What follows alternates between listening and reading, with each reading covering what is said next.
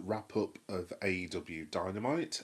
Tonight is a very special episode in the fact that I haven't actually finished watching AEW Dynamite. In fact, I am halfway through watching a highlights package, basically. Yeah, funny little story. So, that wretched program, I'm a Celebrity South Africa.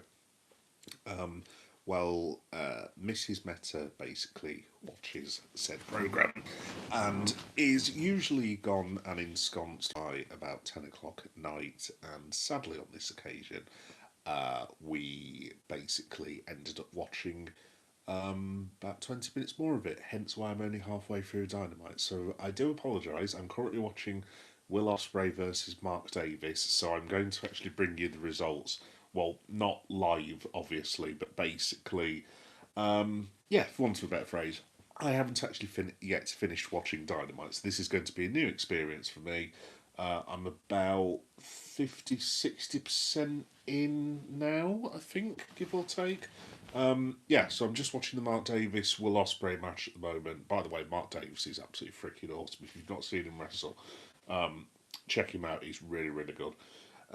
Right, whilst I'm stalling for time, folks, quite blatantly, I'm just going to flick this onto Reddit because I have some communities on there. I'm actually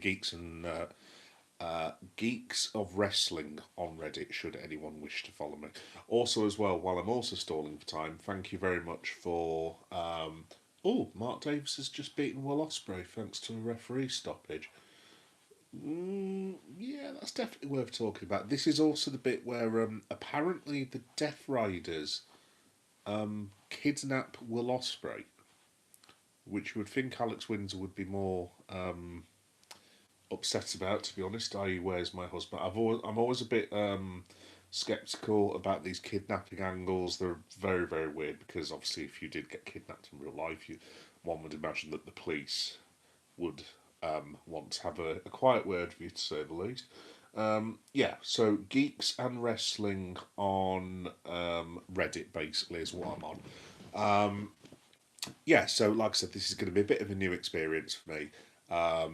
I'm just going to watch the last few minutes of Dynamite, and I will just have to talk about it live as it goes on, basically. So I do apologise on Mrs. Meta's behalf. Bloody South Africa, stupid celebrity, whatever the hell it's called. We've got Marina Shafir for some reason, and we've also got John Moxley in the ring. Mark Davis is holding Will Ospreay, and now all of the Death Riders are surrounding Mark Davis, who has just put Will Ospreay down. Presumably, this is where they kidnap him. Like I said, I'm always a bit funny with kidnapping angles because it's just look. I know it's pro wrestling, but it's like, guys, look, if someone got kidnapped, you'd get arrested for that shit, basically. So, but you've got to take it with a pinch of salt, haven't you? Right, I'm going to post this onto Reddit, my little live stream. Come on, Reddit. Is it going to post? Yes, it is. Cool, nice one. Anyway, so yeah, basically that's what's going to happen, folks. We've now got the Death Riders. So the Death Riders have just kidnapped Will Ospreay. Well, not just obviously because it was last night. Jericho recruits the Hurt Syndicate to fight against presumably the Demand. I'll put MJF on. Samoa Joe even. Joe came back tonight. Let's have a look. Shona Morton. I've read that completely wrong, haven't I? Let's have a look. Shona Norton. Hello, Shona. How you doing? You're all... Yeah. So just to let you guys know as well that this will be on YouTube podcast and YouTube video. Also, can I just shout out everyone who watched my impromptu live feed earlier about Alison Becker and Liverpool. Yeah, I just felt as if I needed to say something about it because it took me a bit by surprise. These rumours about Alison Becker. If you're wondering what I'm talking about, if you're a wrestling fan, by the way, I'm a Liverpool fan, so I also do like Liverpool live streams and stuff. Wasn't really best pleased with that. So yeah, this was kind of the reason why I was also late to do this as well, because then I got in late. I hadn't actually seen Dynamite, so I'm halfway through the highlights. Then, like I said, Mrs. Meta decided to watch I'm a Bloody Celebrity South Africa, which meant I couldn't watch the TV, which was really annoying. So yeah, Samoa Joe's just done that little jump. Not the jump, where he walks away from the wrestler when he's jumping over the ring ropes. Funny as. I don't know who this guy is that he's wrestling as well, by the way, so this is a bit weird. Let's have a look. Joe Musclebuster, and he wins. There we go. Excellent. Um, Good. So good. Oh, I'm glad, Schroeder. I'm glad. I'm glad. Right, so Samoa Joe has just won, so I can talk about that in a bit now. Let's have a look. No AEW title rematch unless MJF puts. I'm basically watching on YouTube, guys, at the minute because I usually watch AEW on like a one of them subscription thingies that you get like Now TV or whatever it is. And yes, I like I said, Darby Allen has just come out, so obviously I can't be playing that in the background for obvious reasons because I don't want to get sued by Tony Khan. So I will have to guess what's going on. I'm assuming that Darby Allen wants MJF to put something up in order to have a rematch or something. I don't know. I don't know. We'll have to wait and see. Let's have a look. Wagwan, big boss. Wagwan. How you doing, mate? You all right? Hello, dog. Let's have a look. Joofy Lobby. Hello, Joofy Lobby. How you doing, mate? You all right? Bibby Premier. Hi, my name is Abigail. How you doing, Abigail? You all right? Welcome to the slightly chaotic show that I've tried to put together, despite the fact that I've not actually finished watching AEW yet, nor can I actually hear what Darby Allen is saying. So, yeah, this is going to be a new one for me. But yeah, we'll give it a go, see what happens. Hey, Finn, how you doing, mate? You all right? I hope you enjoyed WrestleMania, Finn. Where are you from, Big G? Oh, funnily enough, mate, that's my surname. My surname starts with a G actually. Fabiano. Um, Ghanaian. Um, well, like my family's from Ghana, mate, but like I'm actually in Leeds, in sunny West Yorkshire at the minute. So yes, welcome to Leeds. Um, yeah, so I'll talk about some of the stuff that's happened on AEW so far, which I can't actually talk about that much because I've only seen like about 7 segments. Oh my god! I'll apologise, guys. I will just make some stuff up. It's fine. I'm good at thinking on my feet. Let's have a look. Ildianoke. Hello, big man. Do you remember me? I do remember that name actually. Noac. I'll just call you Noke because I can't pronounce all that. I do from did we chat on a wrestling stream? I think a month ago, maybe something like that. I definitely remember your name though, dude. But hi, how you doing? You're all right. Yvonne, um, Ivoni. How you doing, Ivoni? You're all right. Finn, my man Finn. Let's have a look. Oh, here we go. WrestleMania Night 1 was crap. Thanks TKO, but Night 2 was all Triple H and it was incredible. Oh, Finn, no, I completely. In fact, to tell you what, while I'm stalling for time, whilst I'm watching AEW, I will answer that. Well, it's not really a question, obviously, it's an opinion. Um, I can completely and utterly agree with you, Finn. Um, Night 1 WrestleMania. I've been watching WrestleMania since 92. I've possibly missed about three of them in that time, maybe four, something along that line. There was a few that I missed when I was at university because I was, well, pissed and drunk, basically. But anyway, you don't want to know about that.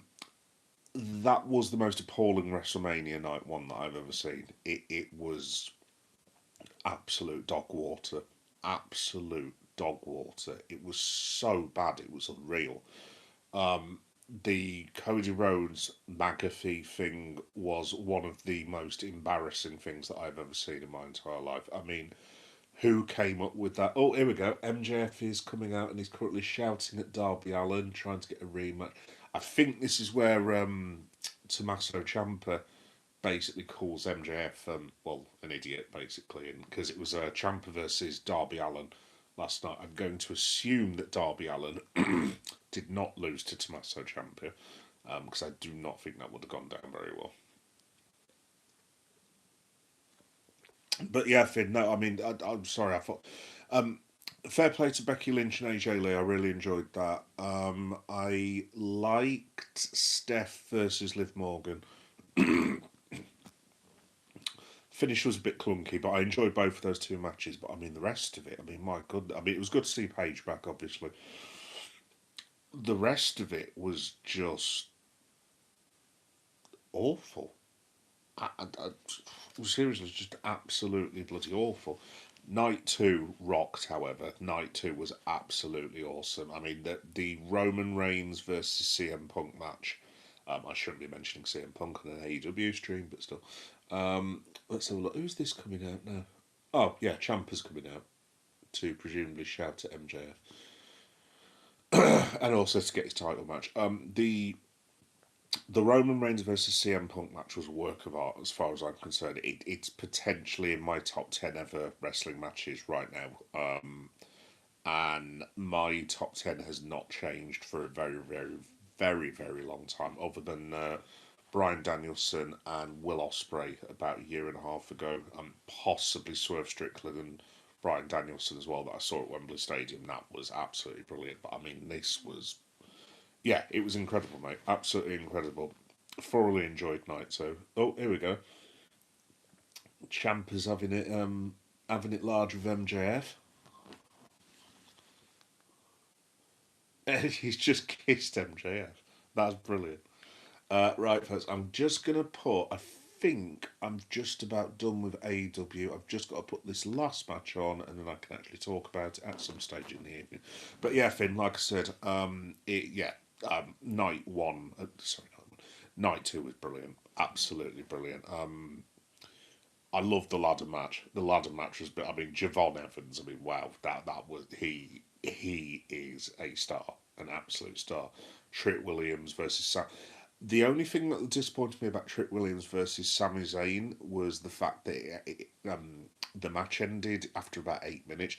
I'd actually really got into it and was really enjoying it, and all of a sudden it was like, yes, Trick Williams has won. And I was like, oh, that's shit. But yeah, no, it was really, really good, mate. It was fantastic. Let's have a look. Raz Clark, my homeboy from Ghana, man. His name is Isha. Oh, nice one, mate. Nice one. Yes. Big up Ghana. Big up Ghana. As you can tell, I do not have a Ghanaian accent. In fact, I don't even have a Yorkshire accent. Like the two places that I'm from, I don't sound like it at all. Half the time, I just sound like bloody Jack Grealish, to be honest. You can hear it there, can't you? When I go a bit excited or when I've had a bit to drink, I go very, very brummy, basically. So yeah, but yeah, big up Ghana, especially in the World Cup. By the way, I hear they're playing some losers. I'm in the second. Sorry, I'll be quiet. Yes, we did. Oh yeah, nice one, nice one, Noah. That's what I'm going to call you, Noah. I suggested you an antique place in London. Yes, yes, I have. Yeah, yes, I remember now. Noah. Yeah, I've got it on my. Let me have a look. Um, yeah, there we go. Excuse me again, folks. Sorry, I'm a bit of a cold. Um, yeah, Newark Antique Place on the yeah, because I always keep suggestions in my thing. Newark. Yeah, I can see it from there now. Yeah, yeah, yeah. I remember. Well, I'm due to be in Wales in what day are we on now? The 23rd of April. I should be in Wales in, God, my maths is dreadful, 36 days, I think it is, something along those lines. Um, wow, Tommaso Ciampa's actually busted open. Ah, that's nasty. Right, Tommaso Ciampa is literally busted open against Darby Allin. Look at the state of that blade job. My goodness, honestly. I will definitely talk about that more later. Yes, because I'm actually watching Ghana versus Wales. Hopefully, the Welsh people won't mind me turning up in like my Ghanaian garb, not as in like actual Ghanaian dress or anything, but like Ghana shirt and stuff like that. So yeah, looking forward to being in Cardiff, dude. Very, very much looking forward to it. I have not been to Cardiff for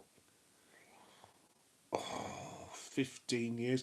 In fact, seeing as I'm a bit of a storyteller, I'll tell you a funny story about Cardiff.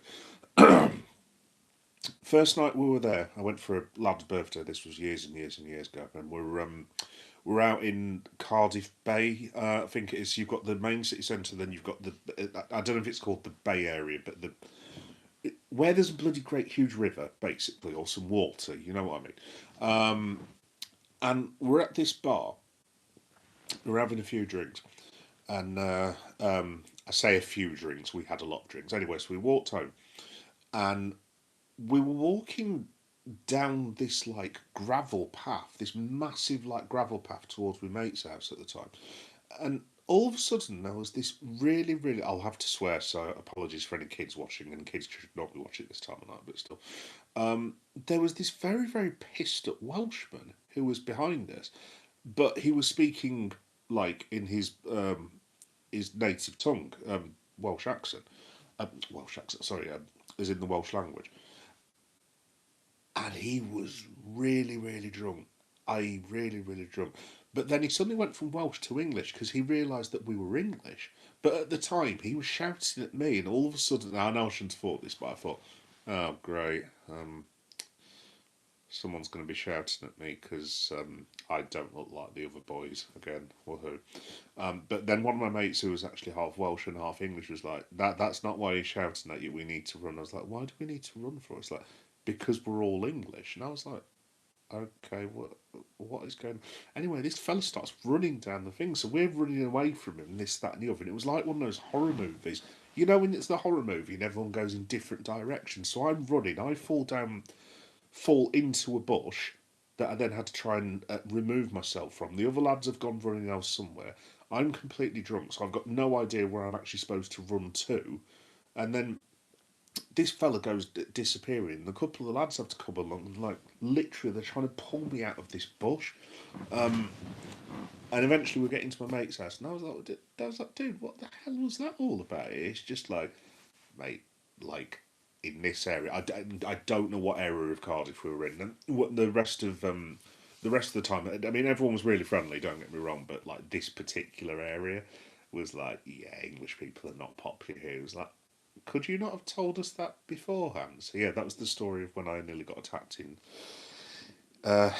in Cardiff. So I'm really looking forward to going back in 5 weeks' time. So, no, I'm sure it'll be fine. I'm sure it'll be fine. It'll be good. Let's have a look. See, I lived in London at the time. Now I live in a completely different country. Technically, lol. Yeah, yeah. Very different country, dude, definitely. Raz Clap, my homeboy from Ghana, man. His name is but your accent sounds like a British. Oh, yeah, no, that's one thing, dog. Or dog. Yeah, I do not have a Ghanaian accent, dude. Like, literally, my old fellow was from Ghana. And I did not pick up his accent. So there's a lot of obviously there's a lot of black people who will, even if they're, I don't know, the dad's from like Jamaica or Ghana or Nigeria or Haiti or something like that, will just through osmosis pick up their dad's accent and the dad's voice or the mom's voice and this, that, and the other. Yeah, it didn't happen to me at all. I ended up just because I used to live down south in Eastbourne, so that's half of my accent is like down south. But then I lived in the Midlands for a fair while as well, so hence why I've got like the Brummy twang. So yeah, I've just got this weird, stupid voice basically. But yeah, no, it's all love. It's all love for Ghana. All love for Ghana. Hopefully I'm going to go to. Hopefully I'm going to go to Ghana at some point. I haven't actually been for many many years, but I would definitely like to go. I would like to go to Black Star Square in Ghana and celebrate when Ghana beat England this summer, which is going to be cool. I'm only joking. what I meant to say was when we hammer England. Let's have a look. Unfortunately, I can't suggest any more places there now. I have moved to Northern Ireland now. Oh, very good, very good. Northern Ireland. I'd love to go to Belfast. No, I really, really would. My brother went to. I think he went. You can tell a bit of a theme with our family. He went on a stag do and went out drinking with his mates and all. Probably about 3 or 4 years ago, and he said Belfast was a right night out. So I would really, really like to go to Belfast. I know there's a lot of really, really beautiful places in Northern, well, in Ireland in general. So I haven't been to Northern. I have been to the Republic. I went to. Obviously, I've been to Dublin twice. I went to somewhere called Carlow, I think it's called. That was really, really. You won't catch me saying things like this because I'm a bit of a geek, as the name implies. But like, oh, here we go. Derby Allen has just beaten Tommaso Ciampa. From what I saw of that match, it was very good. Oh, good lad. Oh, I'm glad he's put him over like that. Cool. Right, I can talk mostly about AEW now. Right, those of you listening on podcast, when this comes out tomorrow, I will get onto the AEW stuff in one moment. You know what I'm like for not getting onto the actual thing that I'm actually supposed to be talking about, but people seem to like it to be honest. Oh, Brody King. What have we got? Brody King versus Darby Allin.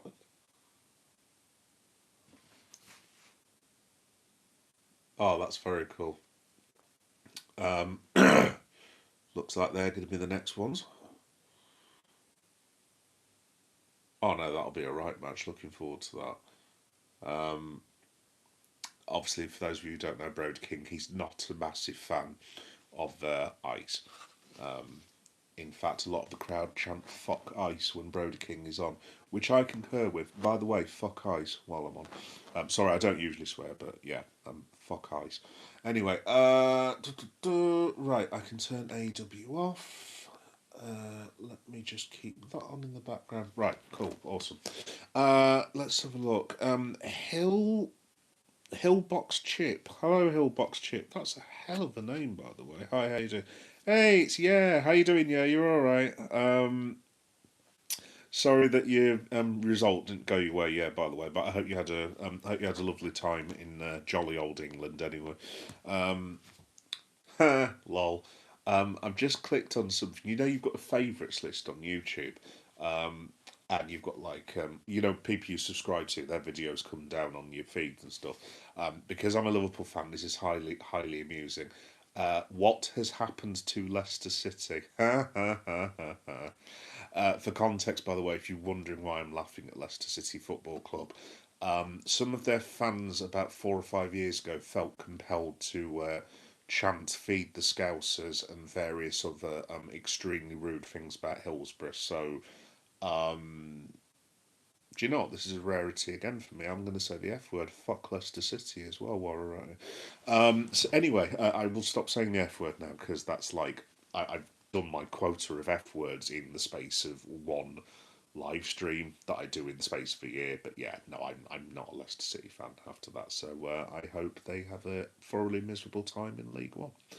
Anyway, let's have a look. I live in Northern Ireland, very backwards. Um, Right, Leon, we have things to discuss. We do, yeah, we do. Let's have a look. What the F happened on Sunday? Oh, it was brilliant when Virgil van Dijk scored that goal. Um, I'm assuming that's not what you're referring to yet. Can I just shout out the fact that I'm still crowing on about this? Honestly, I've been in a very good mood all week since Virgil van Dijk scored against Everton. It was honestly, it was legitimately.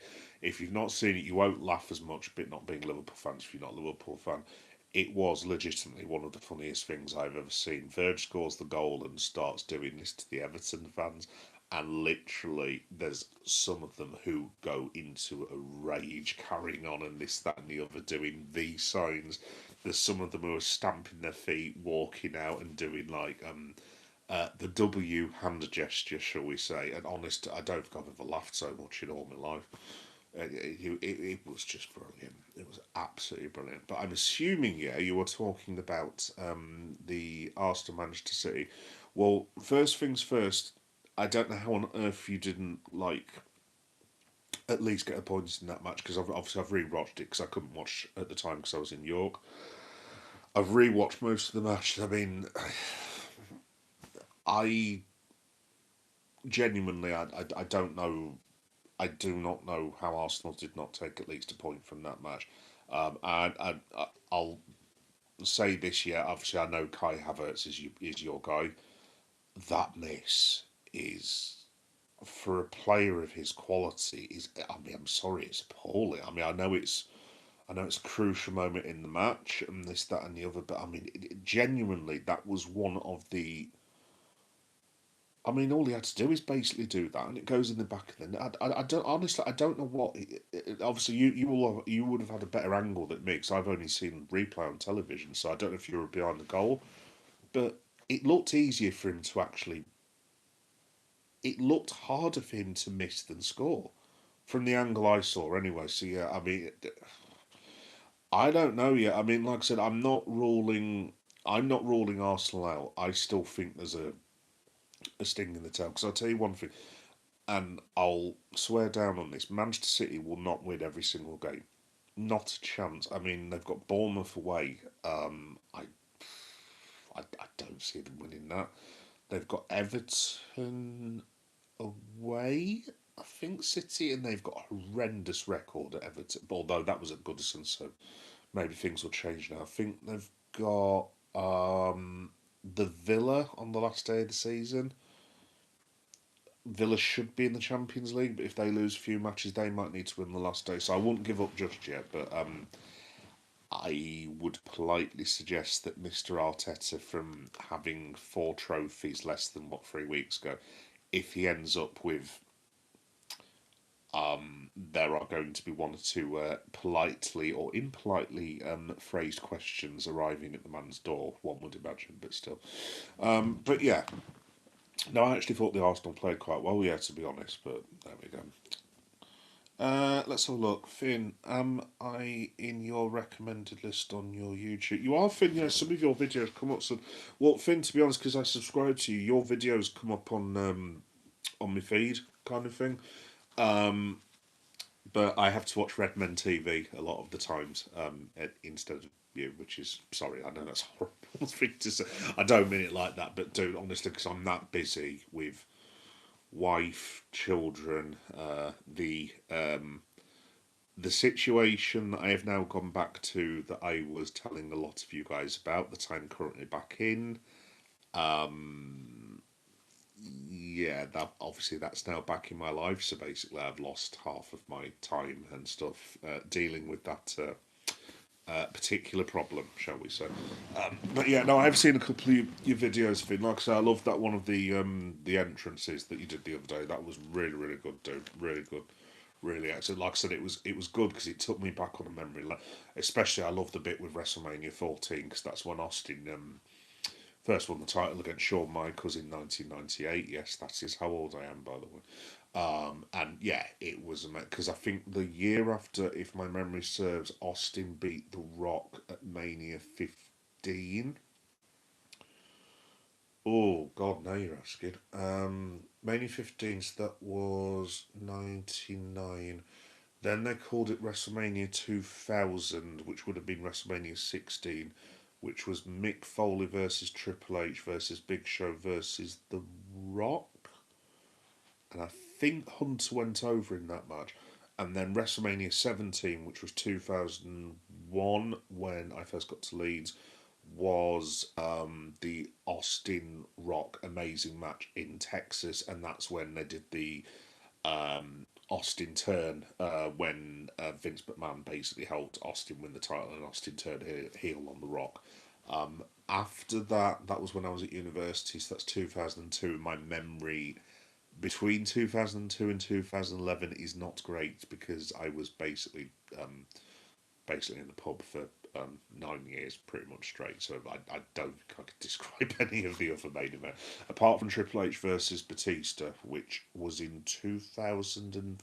I think. Anyway, but yeah, no, it was really good, Finn. So thank you for that. Very, very, very, very enjoyable. Let's have a look. Let's have a look. Oh, Joey. Sorry. Hello, Joey. You're all right. Sorry, folks. I do tend to waffle on, as most of the people that know me have known me for a while know what I'm like. Did you like WrestleMania?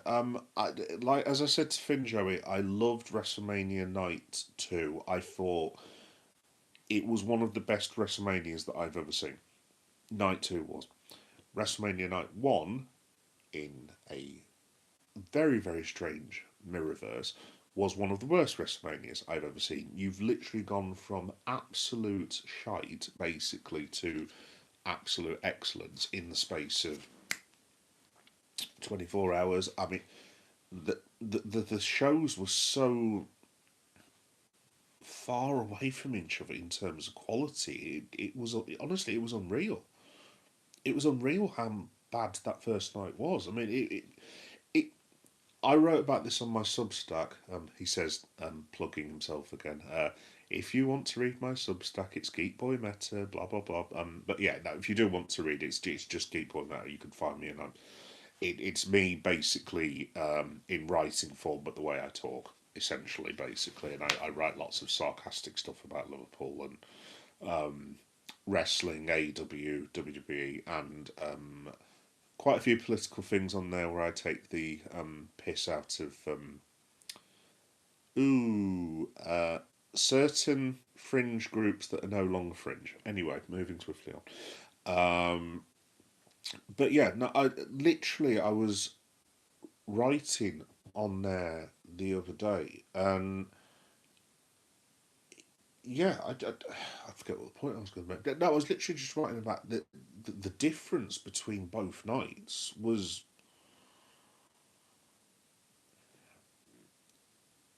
God, this is going to make me sound like a weirdo. It's like they deliberately, and I don't know if Finn can jump in as well at some point when I eventually get down to his comment, but it's like they intentionally made WrestleMania Night 1 crap in order to make WrestleMania Night good, Night 2 really good.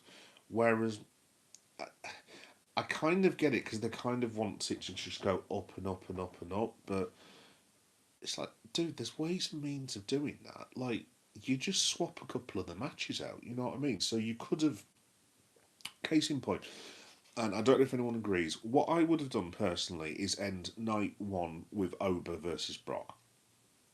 Because to me,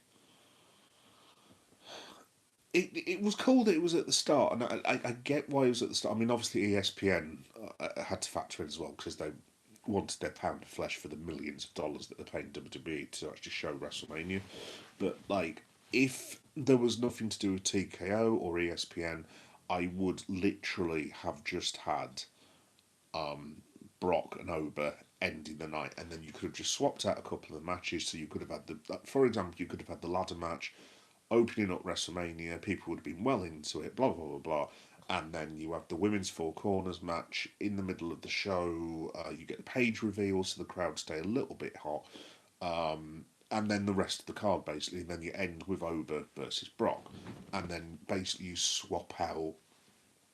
I don't know, maybe Vakir versus Liv Morgan, and have that as the opener for night one. I mean, I don't think, obviously, it's not going to get the pop that Lesnar got, obviously, but I don't think it would have really negatively hurt the show particularly. But I suppose it all being on the one night was also pretty cool. It was just, I don't understand where the,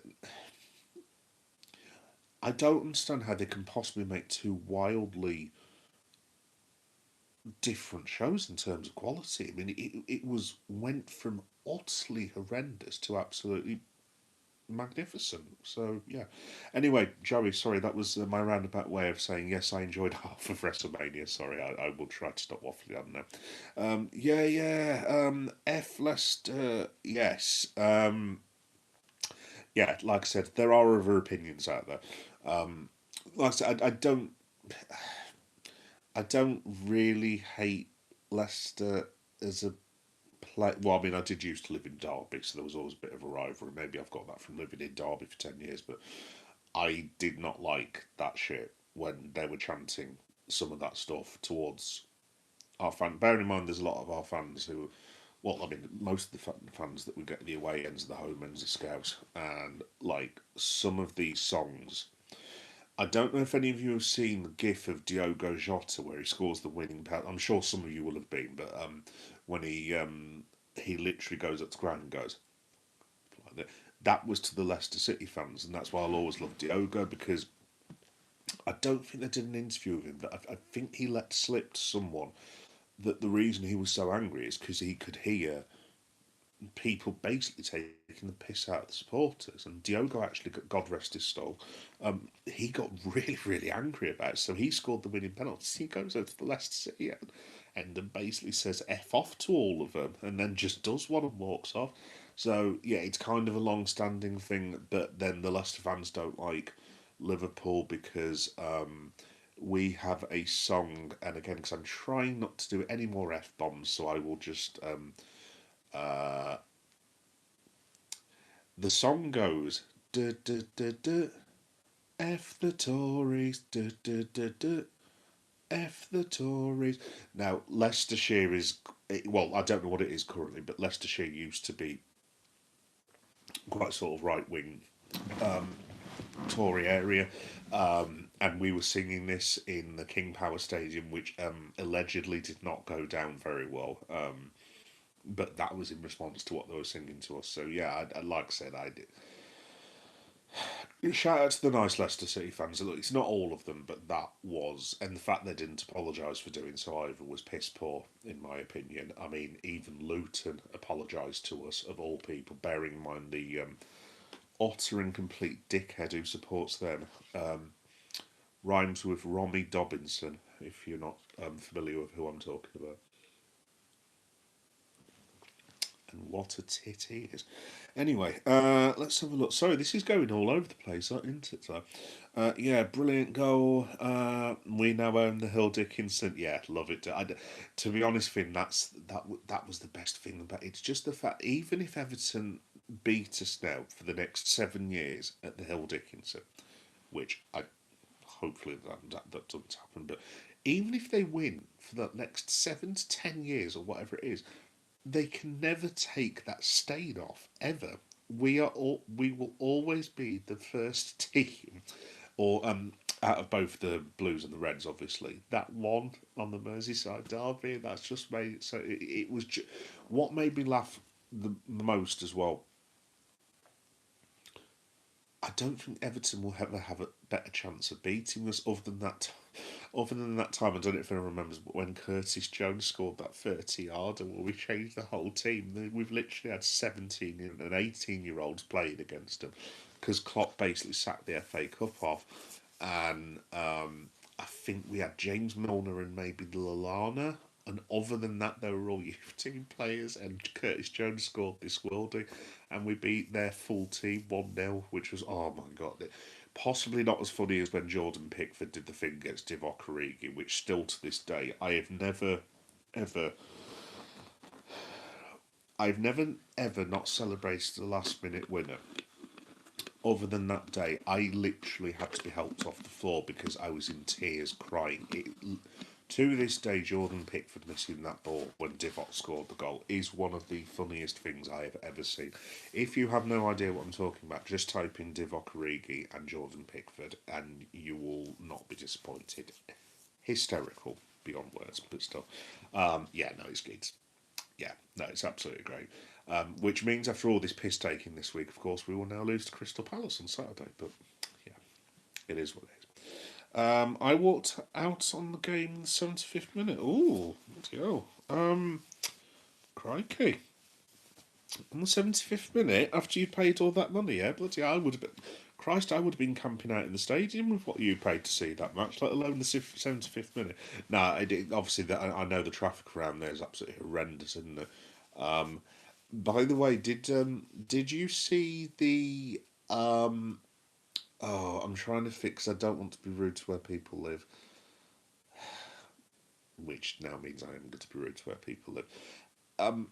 You know where? I don't know if you saw the Vinnie Company and the David Silver statues, but when you go round the corner and you've got the entrance where it says Etihad Stadium, opposite that, have to be careful I say this because I do not want people shouting at me for taking the piss out of Manchester, but I'm going to say it anyway. There's this, if you're not English, by the way, we have these things called council estates in England, right? We are, because Leeds is like a very, I like Leeds, but Leeds is like this very weird place as well. We're half on a good street and half on a council estate. Literally, if you walked 3 yards, there's like volcanoes and seas boiling and lightning, and then you walk literally over the road and there's like unicorns and rainbows and this, that, and the other.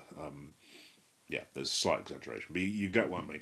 Anyway, so if you go across the way from where it says Etihad, so the front of the stadium, there, there's an estate that I had the fortune to happen upon when I first started doing this. So, obviously, a lot of you know that this channel started off as like an eBay thing. It wasn't what it was. I'm not going to retell the story again, but the channel was like a chance for me to hawk my eBay wares, which has now turned into a weird wrestling and Liverpool channel. Anyway, I got off at this stop on the way to Manchester City. I want to say it's called Aldwick, is it, or something like that? So it's not a tube, obviously, but it's like the mini train station they've got. So I get off because I was going to do a vlog because I was in Manchester at the time. I don't know why I was there for. I forget now, but I think I'd been for a night out or something. Anyway, so I thought, I'll go and do a vlog around Manchester City. And this is before I did lives and stuff. Like, obviously, if I went now, I would literally just live the hell out of that, literally for about 4 hours and just get like millions of people watching. But I did like a video for like half an hour, which annoyingly enough is still one of my best ever videos. Like, not the live streams, obviously, but like my videos don't tend to do so well.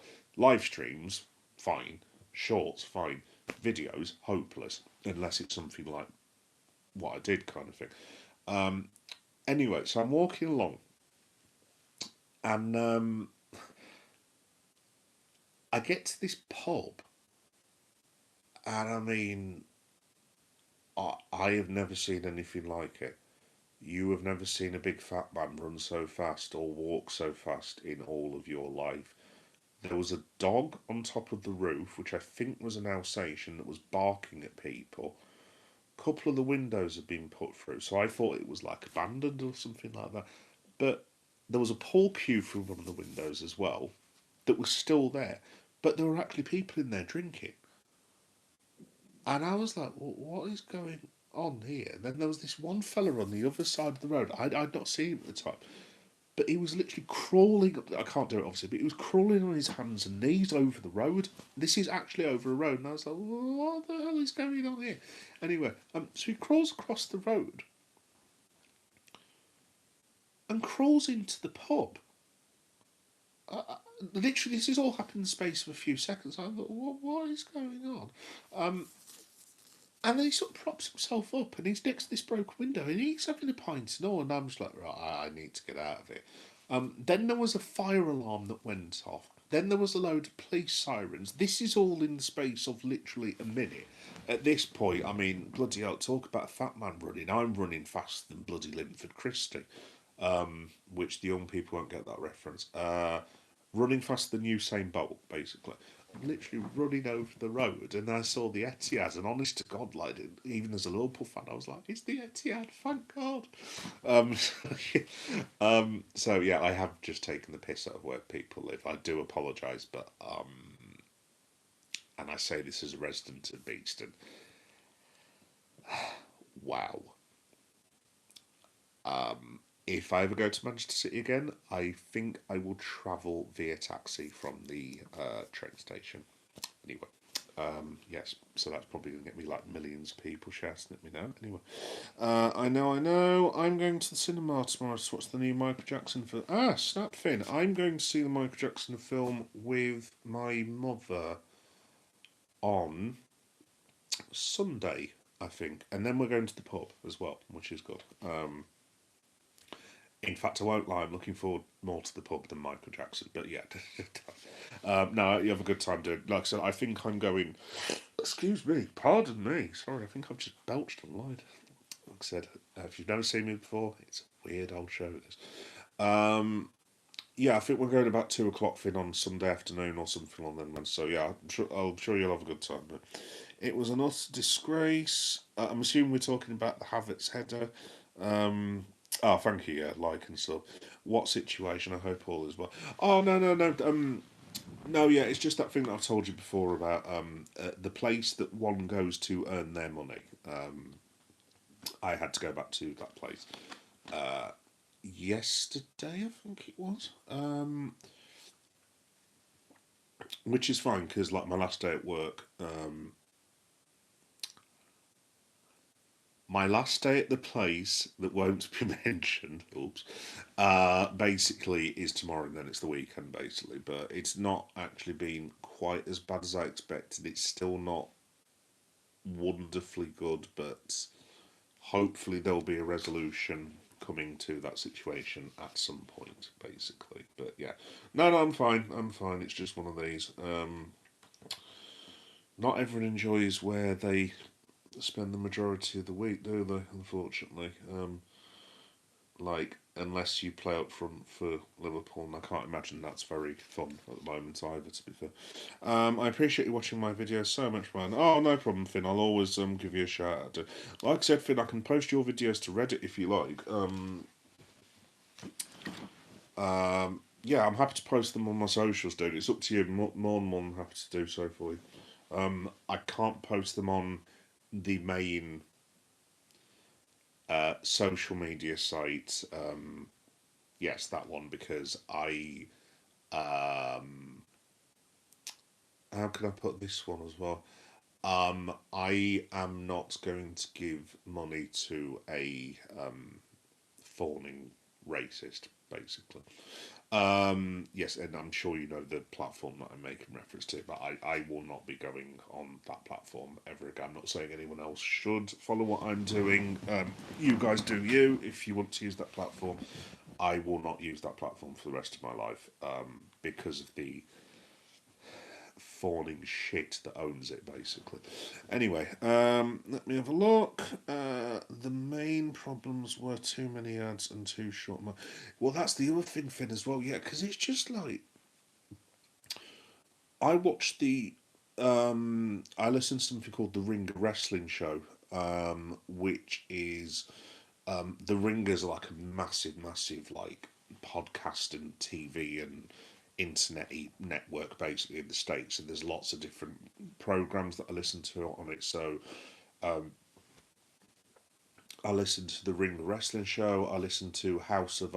By the way, as a recommendation, if you like your geeky pop culture, and if you've never listened to it or watched it, if you go to House of R, as in House of the letter R, it's presented by Mallory Rubin and Joe. Oh my god, I forgot her second name. I've listened to most of the podcast. Mallory Rubin and Joanna Robinson. And they're like massive, massive nerds basically. So they'll like watch Stranger Things, Buffy the Vampire Slayer, all the Marvel films, and so on and so forth. And that honestly, they're the two most awesome ladies in the world. Well, apart from Mrs. Meta, obviously. But yeah, no, absolutely knockout. And there's also a podcast on there called The Midnight Boys, and they review like all the Marvel films and DC and like basically all the superhero stuff, basically. So yeah, shout out to the Ringer Network. But I was listening to that the other day, and oh, that's it. It's called The Masked Man Show. And it's really, really good. And again, I forgot the gentleman's name. He's a very, very famous wrestling analyst who I listen to all the time, and I've never forgotten the man's damn name. Anyway, if you type in the Masked Man Show, it'll come up. Anyway, they were saying the other day that I think they did timings of the wrestling over the course of the 2 days. So let's say it was 8 hours in total. Apparently, there was something in the region of 2.5 hours worth of wrestling out of 8. Now, I'm not going to get into the whole AEW versus WWE thing. That would be the complete opposite. AEW actually has the opposite problem. Like, I never thought I would complain about too much wrestling. I mean, don't get me wrong, you get your value for money because you pay 15 quid for the pay per view. And you can't say you don't get value for money because there's literally about 10 to 12 matches on. The only trouble is AEW takes it too far the other way, and their shows sometimes go on for like 4.5 hours, whereas WWE has a boatload of adverts and this, that, and the other, and it goes on for less than free. A lot of their PLEs, but it's weird with AEW because I love sitting there live at Wembley or when I saw Forbidden Door. It's awesome being there, but even as much as I love wrestling, I think when I went to Forbidden Door last year, I can't remember what the main event was now. We'd just seen Hangman Adam Page versus MJF. Oh, at least I can talk about AEW now. That's helpful. And the main event was, oh, that was it. There was like a steel cage match with like Darby Allin, Tanahashi, Will Ospreay, and someone or other whose name escapes me versus the Death Riders. Everyone was there to see Will Ospreay, but I mean the crowd literally. I mean, and those seats aren't exactly built for big people, to say the least. You are literally crammed in like sardines, and like I was just like, dude, I need to go and get a beer or something to wake myself up here. You know what I mean? But like, so AEW does the opposite basically. But again, like, I know WWE obviously makes a shitload of money based on advertising revenue and this, that, and the other. But I mean, come on, 2.5 hours wrestling out of eight. Just really, really poor, in my opinion. Why was Brock and Ober 5 minutes? It should have gone at least 10. Randy and Cody was only 22 minutes, but to be fair, it was a good match. The ladder match was good, not great. Liv and Stephanie was completely. So we've got slightly opposite things. Fit. I know what you mean about Liv and Stephanie. I thought the ending of it wasn't well done. I liked the match for the wrestling itself, if you see what I mean. The finish, yeah, I'll take your point. The finish wasn't great. I didn't mind the actual main body of the match now, but yeah, I'll take the point on that.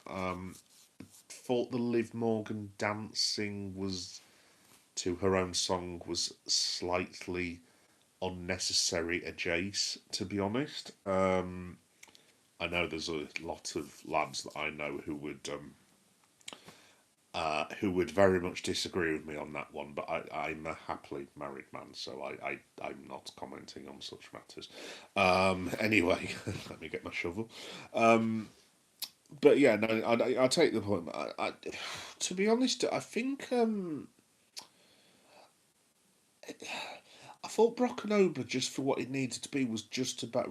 I think if it had been an extra 3 or 4 minutes, that would have been better. So yeah, I take your point on that. Like maybe there could have been a bit more offence for Brock, but I think that's why they. Excuse me, sorry folks, not you. Sorry. If you are listening on podcast, by the way, that's me yawning. Yeah, maybe 10 minutes would have just been about the right length for the match, but the impact it's had and the way it started the show was brilliant. To be fair, because obviously the fans had the shock of Lesnar, and then it straight into the obviously the ladder match, which has a shitload of high spots and this, that, and the other. And that kept the crowd energy going. Then obviously Trick came out. I think he was the third match, was he not? If I'm not much mistaken. I thought they lost it a little bit where it was when Finn Balor and Dom came out. No offense to either of them, I thought the match was decent, but it kind of got in a bit put in a bit of a no-win sort of slot for my money. Then obviously the crowd came back up again when Rhea Ripley was there, and then obviously Ripley wins the title, and then obviously the Punk and Roman match was just like French kiss. Apart from the fact CM Punk should have won because he's the best in the world, and Roman Reigns is a butthead. which my missus would disagree with, by the way. There's a reason why we are Liverpool and Liverpool, and they're Everton and Everton. Absolutely. Yeah, Rabsy Nesbitt, bloody hell, yeah, I've not heard his name for a long, long time. Rabsy Nesbitt, bloody hell. Yeah, he was not popular in my house. My mother, I'm gonna have to do my sentence again. How do I put this? My mum isn't posh by any stretch of the imagination, but my mum is very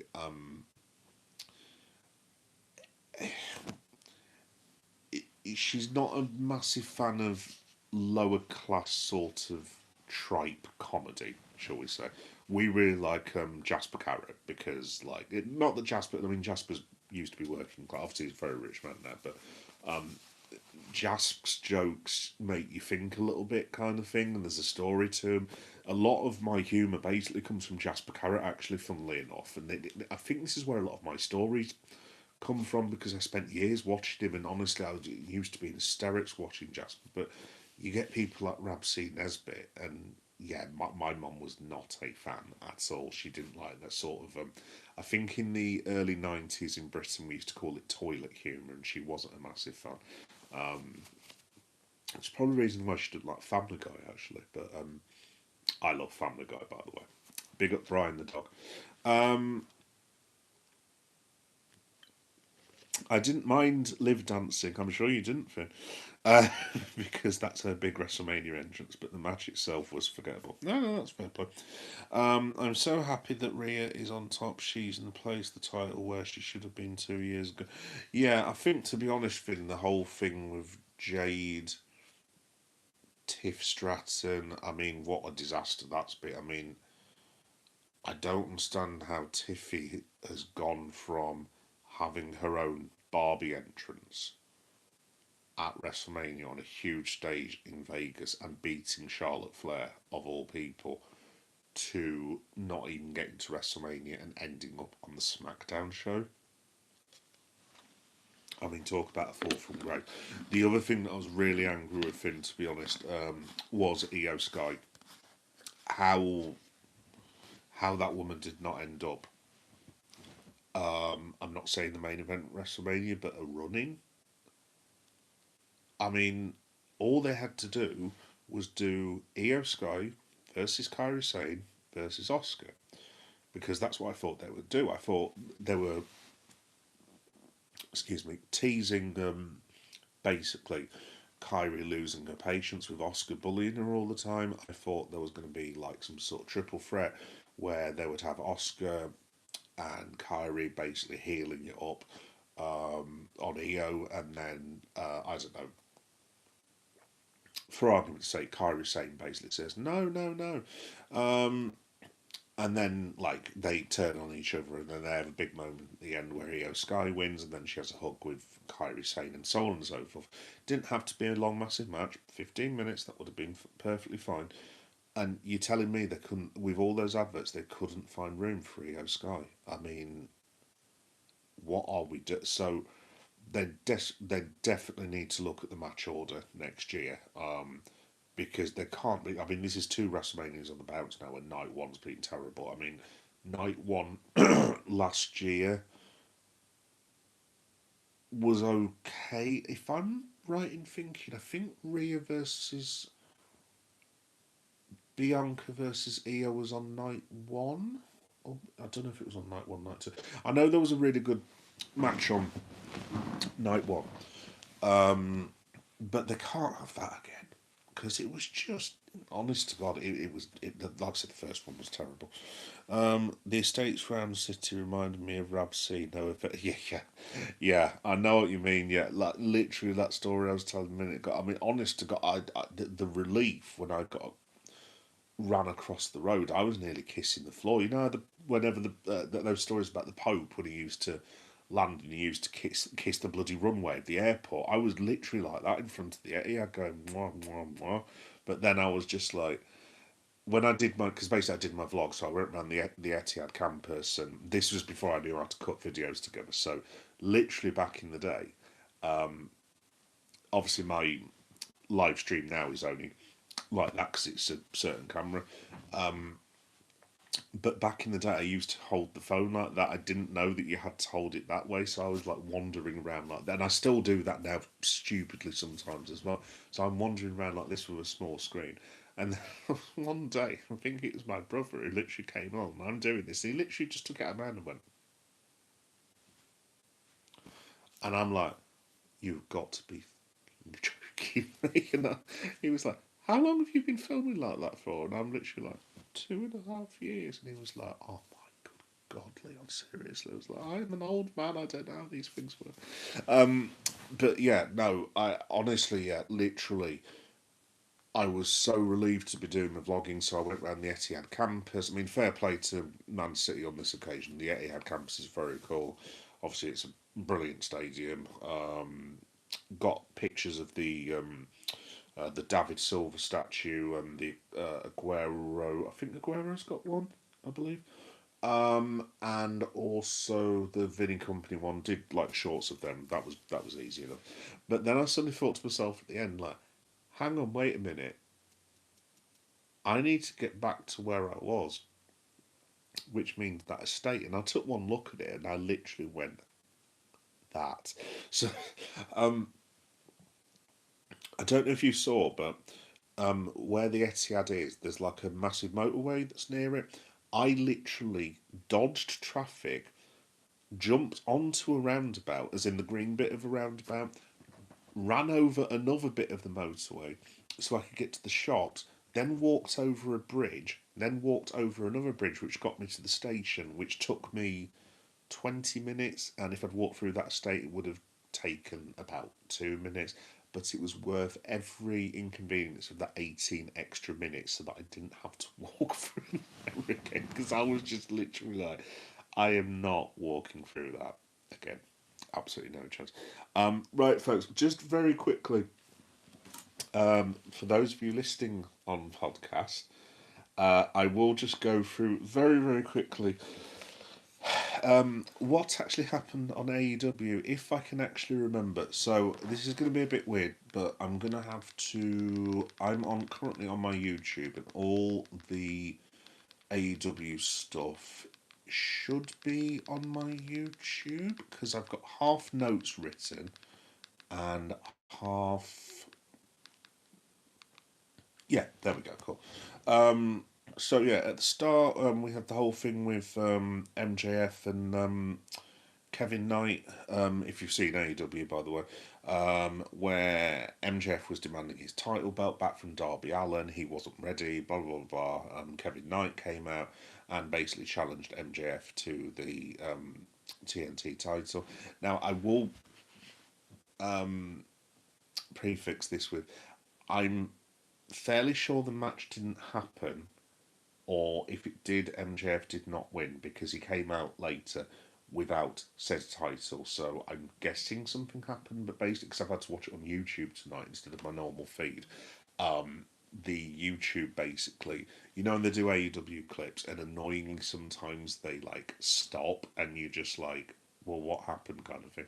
I'm going to assume that MJF is not the TNT champion, but it adds a little bit of a wrinkle. I don't know if they're gonna. That's something that they're seriously going to think about, as in, like, whilst Darby Allin's the title holder, maybe MJF is the TNT title holder, like kind of what they did with Triple H back in the day when Stone Cold was the WWE champion, well, the WWF champion at the time, and Triple H was the IC champion, and then they did the that tag team with Tripp and Austin called the Two Man Power Trip, which actually randomly enough was actually quite entertaining. I did quite like. I was one of the very few people who quite liked Triple H and Stone Cold as a team. It was actually quite amusing in certain places. The trouble was like with Triple H and Austin when they used to tag. I mean, this is years ago. This is like 25 years ago. Whenever this was, they used to try and be dastardly heels, and they'd try and beat up the Hardy Boys or the Dudleys or whatever, or Kane and Taker. But because Triple H, well, obviously definitely Austin, but because Triple H was very, very popular as well back in the day, like whatever they always got cheered. But I mean, Tripp got more boos than Austin, obviously, but it was just difficult for them. Anyway, So the first match was Brody King versus Leo Rush. Now I don't know, for those who end up listening to this on podcast, if anyone's seen Leo Rush recently. Um, he looks like one of the alpha zombies on 28 Years Later. He looks scary. Leo Rush is probably smaller than my son. Basically, I think my lad genuinely is probably bigger than Leo Rush. But if you just type in Leo Rush into internet, even if you're not interested in wrestling, by the way, type in Leo Rush, and yeah, you might be sleeping with the lights on tonight. He looks like a freaking weirdo, to be honest. But that's really, really good thing because he's kind of playing like this demonic entity type thing. We don't know why he's like the way he is, but they basically said on comms, Nigel McGuinness was actually talking about, we only saw Leo Rush a few weeks ago and he was normal Leo Rush, so I'm assuming they're going to expand on the law or whatever is going on with Leo at the minute, and maybe they'll put him in some sort of group, I don't know, but I have to say, do you know what, shout out to Leo Rush, because I think he has struggled quite a bit to get himself over. I mean, for context, for any WWE fans out there, Leo Rush was in NXT, I believe. I think he was in NXT, and then they brought him up. And obviously, he was a big high flyer and stuff, and he was only, I mean, this must be about 10, 11 years ago now. I forget when it was. But Leo Rush at that time, I think he was something daft like 17 years old or something along those lines. Anyway, so they bring him up, but they don't bring him up as a wrestler. They bring him up as like a hype man for Bobby Lashley. Now there was no links with Leo Rush and Bobby Lashley. Or I mean, I know Leo can talk. Do you know Leo Rush is actually quite a decent promo, to be fair. But there was no link to Lashley and Leo. It was absolutely bizarre. I I'm not too sure actually. I think Leo Rush may have got fired from WWE. It's a long, long time ago I saw him, but it was just absolute waste of talent. I don't know if he actually even wrestled. I've kind of lost all that time, guys, to be honest. So if he did wrestle, I do apologise, but I genuinely cannot recall him wrestling. And then I think he did the Indies for a couple of years. Then he ended up on AEW. Then he kind of wasn't on AEW for a long, long time. And then he came back recently as normal Leo Rush with some, I forget who the guy's name was, some random other wrestler. I can't remember who it was, to be completely honest. And then he disappeared again. And then he came back looking like some monster out of the Descent film. And like, honest to God, I literally, even if you don't like wrestling, I would urge you just to type in Leo Rush. Well, I mean, don't if you're watching him just before bed because he is creepy AF. But yeah, shout out to Leo Rush. Anyway, Brody King beat Leo Rush, and as I said at the start, and I am going to swear yet again. The crowd, when Brody came out, treated us all to another rendition of "Fuck Ice," because Ice are arseholes. And yeah, I reiterate Brody King's stance, and I reiterate the stance of the AEW audience when I say also "Fuck Ice." Yes, there we go. By the way, actually, should anyone still be listening, or will listen on podcast, I actually have another Reddit community. I've got a Liverpool one, I've got a wrestling one, I've got like a comic-y, geeky one where I put on like random pictures of toys of like the Punisher and Moon Knight and daft things like that. I do have one because I'm going to try a social experiment, so I'm going to see AEW at Wembley Stadium all in what's it, August 30th bank holiday. I've already got my tickets. I need to get my hotel and stuff. Anyway, I would like the crowd to chant the rather rude thing that I just said a minute ago, and I have a group that says is something along the lines of AWF Ice at Wembley Stadium. I don't know how on earth I'm going to do this. It's not started too well. I think I've got three members of the group. Shout out to them. Love you. But I would be delighted, delighted for all of Wembley Stadium to be chanting F Ice. I mean, I hope ice has melted. See what I did there? I hope ice has melted from public sight by that point, and they've completely gone by. Sadly, I suspect that won't be the case. So yes, I would like 55,000 people of my fellow Englishmen and English women to chant F Ice at the top of their voices. From a very selfish point of view, I would like to also record that and put it on my YouTube channel, which would be very, very good. And yeah, like I said, fuck eyes. Anyway, right, I think that's seven F bombs now, right? So no more swearing now from me. I do apologise. Um, let's have a look. Oh, yeah, so what I was talking about earlier, there was a match with Mina. I can never say it, pronounce the name. Mina. Against. Oh, Hikaru Shida. Yeah, I didn't actually get to watch that one in the end. What else? Cope and Christian, as in Edge, who is Cope, have challenged FTR for the tag team titles at Double or Nothing. I'm not sure when Double or Nothing is, but I will try and cover it. By the way, Mommy, could I order Double or Nothing, please? Thank you. Yes, my mum is currently ordering AW pay-per-views for me. I'm very poor. Anyway, what was I telling you about that for? So yeah, they're gonna have a match for the tag team titles. I think the stipulation is Christian and Cope, i.e. Adam Copeland, Edge for the WWE fans amongst you. If they do not beat FTR, it's a similar thing to the Hangman Adam Page stip, whereby they can never challenge for the tag team titles ever again should they lose. And it's just like, do we have to? I don't like that situation being used all the time. I mean, just like once in a blue moon, but that's two times AEW have done this in the last. I don't know. Excuse me, folks. Sorry. What in the last month? I think something along those lines.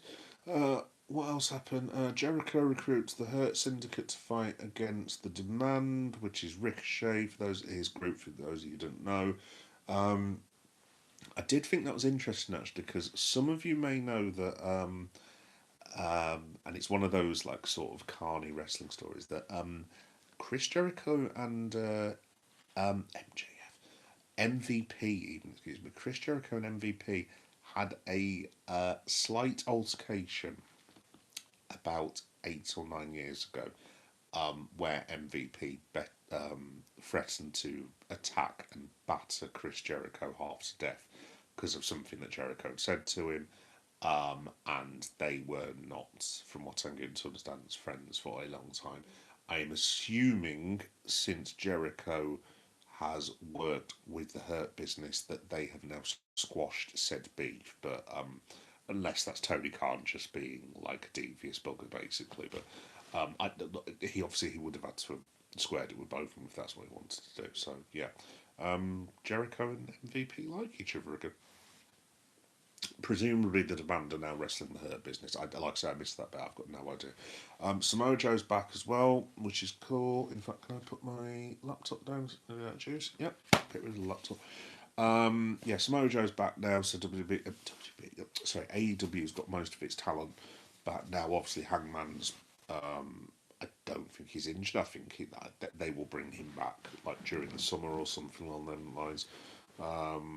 Yeah, it's good that Joe's back. 'Cause I think MJF is probably going to be moving on at some point to do some sort of movie or some kind of thing. I'm not too sure. And then there was the promo with AEW. For goodness sake, it's getting late, kids. There was the promo with Darby Allin and MJF, where MJF apparently has to put something on the line in order to get a title shot, which logic-wise I do have slight questions about because, like, MJF was the champion. Should he not just get an automatic rematch? That's how it used to work when I was back in good old day when I were a lad. That's how he you would just get an automatic rematch, and apparently now that isn't the case anymore, which is quite strange, but still. The Death Riders have also abducted Will Ospreay, which again is a crime. You aren't actually allowed to do that in like real life. And again, I know it's professional wrestling. You've got to take it with a pinch of salt, but like storylines like that now. TNA tried something with this many, many years ago when there were loads of masked ninjas who kidnapped, would you believe, Samoa Joe. And then there were videos of Joe weeks later in some sort of warehouse or something like that, like the warehouse that they had in Saw. And then one day, I think it was at the point where Vince Russo was still one of the lead writers for TNA. TNA just said, "Yeah, we're not carrying on with that," and Joe was out for about a month, and then they just brought him back weeks later with no explanation of how he'd escaped or who the ninjas were. So, yeah, well done TNA for that. So yeah, I mean, if they've kidnapped Osprey, I'm assuming that they'll take him to the Death Riders dungeon thing that they had when they did the interview with Renee Paquette, who used to be Renee Young, who obviously is John Moxley's wife. That's also a bit weird as well, actually. I'm sorry, I'm going all over the place, folks, again, but um, I know Renee Paquette and John Moxley have asked to kind of be treated as their own entities, which is fine, but the, there's this. There was this really weird thing on the PLE the other day when Renee Paquette was like, "Oh, John Moxley's done some very devious things to these people and stuff like that." You don't want to say it. You don't want to discredit Renee Paquette 'cause obviously she's doing her job. She's one of the lead announcers, and that's fine. But like, it's like love is your husband. It it's like there's two Renee Paquette. I don't know. Sometimes it's quite well done a lot of the times, and she shouldn't have to be saying, "Oh, this is my husband" every 2 minutes because we know, and obviously that's really patronised. I wouldn't expect her to do that 'cause she's a smart, talented woman at the end of the day. But like, there are some times where it's like, well, like your husband's just kidnapped someone. This is kind of the problem that I've got with the angle because it's like, well, Renee Paquette is one of the writers for AEW and also one of their announcers, and her and John Moxley have a child that we all know about, and now he's kidnapping people when they have a daughter at home who probably knows what's going on. I don't know.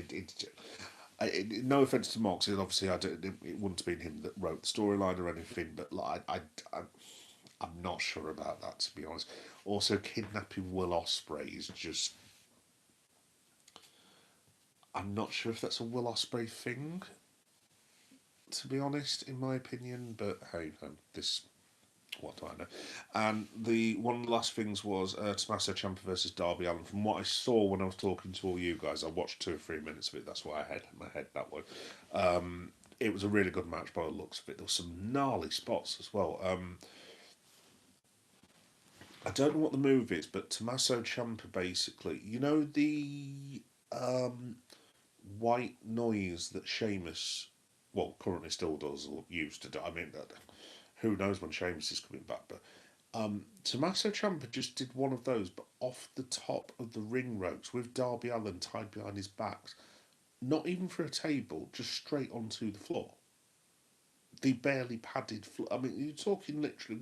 So where I show speed jump from the other day, just down to the floor, boom, and Champa's covered with blood. Darby Allin's got a few bits of blood dripping here and this, that, and the other. It was absolutely bloody insane. So yeah, shout out to Tommaso for putting Darby over. Obviously, had a nice moment at the end, and then AEW faded to black, and that was my after 75 minutes my AEW wrap up. Honest to God, I do apologise, but yeah, I like chatting way to people, so it's fine. But yeah, overall, AW, It's difficult for me to give it a grade because obviously I've usually watched it in full. I apologise this time. I've had to watch it on YouTube basically, so it's kind of a bit bitty. Looked like a fairly decent show. I'm going to give it a B. I think tonight. I think possibly could have been a little bit better. maybe a couple more matches could have been featured, but yeah, um, good solid show from what I saw. And obviously the match of the night, definitely for me is Tommaso Ciampa versus Darby Allin. Can I just say shout out to Darby as well? Look, even if they did the title switch at WrestleMania week, which look Tony Khan would have known fully well, would have got more eyeballs on his product. At the end of the day, Darby Allin deserves to be a champion with AEW because that lad has worked his bollocks off, absolutely worked his balls off for that company. I have done the title change then straight after MJF beat Kenny Omega. Personally, not. I'm a PLE guy, or a pay per view guys we used to call it back in the day. Personally, for me, I would have had Darby have won. If you're going to get him to win one of those belts, it's got to be a big pay per view, in my opinion. Not just a random episode of Dynamite. Again, I could totally understand why they booked it that way because at the end of the day, you got a shit ton of people watching because it was WrestleMania week, and that's fine. At the end of the day, Tony Khan and AW are getting free publicity basically, and I mean they damn well should as well because I mean AEW last week had to move Collision because obviously it was Collision was scheduled for Saturday night, which obviously is a bit of a problem because that was WrestleMania night one. It's like, but in saying that, to be fair, having watched Collision because I watched it the next morning after Mania, Collision night one absolutely wee weed all over WrestleMania night one. And in fact, Collision isn't called Night One, is it? What am I on about? Collision even weed all over WrestleMania Night One. I mean, look, it, it's not like Collision was entirely brilliant. I've seen better Collisions than that. It wasn't even close in terms of match quality. It really wasn't. But yeah, look, I'm more of an AEW guy now in terms of match quality, but obviously I will always watch WWE. I'm guys, I'm not one of these that like the wrestling wars. Look, I lived through an actual wrestling war. That was WCW versus WWE. This was people going out of business, people losing jobs, fights, brawls, fans smashing each other over the head with beer bottles because someone like WCW and someone like WWE. That was the 90s. This is just people titting about on a phone saying, I like WWE, I like AW, I don't like you. And it's like, mate, seriously, get a life for you. Like I said, I live through a wrestling war. This is just a load of children shouting at each other. I don't mean to discredit the young generation, by the way, but I mean, look, the whole AW WWE thing, and it's not a war, it's stupid. Completely stupid. Like I say, I'm a massive AEW fan, but WWE are in a completely different stratosphere in terms of finance, in terms of revenue, in terms of marketability, and so on and so forth. And AEW exists in their little, the smaller bubble, which is fine, which is absolutely fine. Like I said, AEW the last year has been absolutely lights out brilliant. I've thoroughly enjoyed AEW. I think probably since Revolution the previous year, I think it's been absolutely brilliant for at least a year, if not 18 months. Obviously, they had a load of problems when they lost Cody Rhodes, and then the momentum stalled with the Punk incidents. Then Tony Khan released that ridiculous video of him and the Young Bucks looking at the Punk video with Jack Perry, and it was just like, mate, seriously. And then Tony Khan did that ridiculous, I feared for my life. And I'm just like, yeah, they were in trouble for a while, but they were in very, very big trouble. And I'm glad AEW have turned it around and they've actually focused on Hangman Adam Page and Will Ospreay and Swerve and Darby Allin and homegrown people at the end of the day. Look, I'm a CM Punk fan as well, so I'm glad CM Punk's doing well. I'm glad AEW is doing well as well. Anyway, I have ignored the comments for 20 minutes, so there we go. Who is Finn? I don't see him. Da, da, da, da. Very good. I didn't mind Liv dancing. Well, like I said, Finn, I bet you didn't. I'm so happy that Rhea is. Oh, yeah, I've already read that. Da-da-da. Jumped onto the roundabout. You were well. That was the thing. Yeah, no, literally. So I did me. I'm trying to think where I started actually. Because there's like they've got the Etihad campus, and then oh no, that was it. Yeah, no. So I started off at the campus, and then you've got to walk down this big long road, and then you kind of end up. Yeah, that was after the estate. So I started at the campus, then made my way onto the actual stadium. I think from what I remember, it was about. If you want to check it out, by the way, it's on Geek Boy Messages Football. But yeah, no, it's somewhere on there. But I will just say my filming has got slightly better in recent times. Back in the day, it wasn't necessarily wonderful, to say the least. But yeah, what was I telling you about that? Oh yeah, no. So literally, I finished filming because basically I didn't cut it back in the day. I just literally did a continuous like 30-minute film, and then I'd spend hours like going, "Why does no one watch my videos for?" They were an hour and 20 minutes. It was really interesting looking at that cathedral, and it's like, dude, people don't want to see things for an hour and a half. And because I'm an old man, look, I get it now and I kind of cater to it. That's why I do my live streams. That's why I do like shorts and stuff. But like, I know this is a bit counterintuitive. I, I don't know if it's a younger people thing with the whole TikTok thing with scrolling and this, that, and the other. I don't get that. Like, I mean, case in point, on my YouTube list at the minute, I'll just give you an example of what I've got. I've got to watch Redmen TV, 50 minutes. The Clayface trailer analysis, 40 minutes. By the way, has anyone seen Clayface? How freaking sick does that look? Let me know if you have seen it. So it looks awesome. I've got a Denise Salcedo review of AEW, that was an hour. Stephanie McMahon interviewing Paige is an hour and a half. Liam Rossini losing his job on the Gab and Jules podcast, that's an hour and 10. Cody Rhodes interviewing Liv Morgan, that's an hour and 10. Billy Gunn and Chris Van Vliet, that's 1 hour and 16. The overlap stick to football, hour and 20, and so on and so forth, basically. And obviously, I'm not exactly in that stratosphere to say the least, but nowhere near, obviously. But like, I honestly, I don't get the whole not being able to sit and watch something for an hour and a half. Like, to be honest, Mrs. Meta is exactly the same as well because she's got ADHD and ants in her pants, basically. And, like, she can watch about 5 minutes of TV before she starts talking or fiddling about with her phone or going to make a cup of tea or going outside for a cigarette and this, that, and the other. Whereas she said to me before, like, how can you just sit there on your ass watching 3 hours worth of film? And I'm like, quite easily. Quite easily. And maybe it's just me. I would happily sit here on this couch for 10 hours watching horror films.